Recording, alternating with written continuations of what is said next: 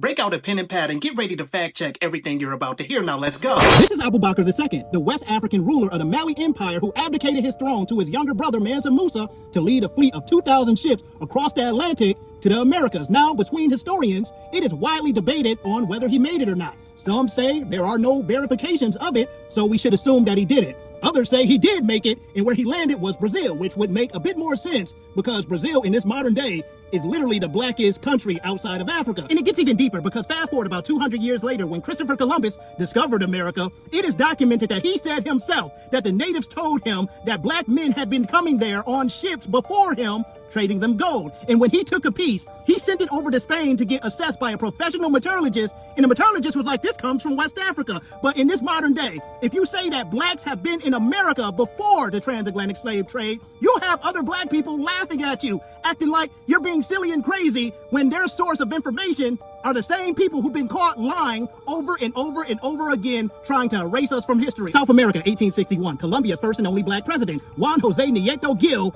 They were so anti-black that they sent his portrait to Europe to be altered to make him look white and didn't come clean about it until 2018. And they did the same thing with the first president of Argentina. Not the first black president, but the first president of Argentina, who was a black man by the name of Bernardino Rivadavia, who they had to scrub clean from the history books and couldn't put him back until they altered him to make him look white. And they still ain't told the truth about that. Like, these people are liars. Matter of fact, Christopher Columbus wasn't even the first European in the American continent. That was Leif Erikson, who came nearly 500 years before Christopher Columbus, but he didn't leave a giant trail of death and destruction, so I guess they couldn't give him that credit. And before that was a Moorish navigator out of Spain by the name of Cash Aswad, who traveled across the Atlantic to the Americas and brought items back repeatedly during a time where most of Europe thought that if you do that, you would fall off the edge of the earth. Ever notice how the first two countries to start colonizing the Americas was Portugal and Spain? Who was Portugal and Spain ruled by?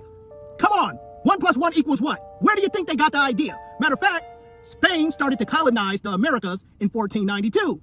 The Moors ruled over Spain until 1492. Come on.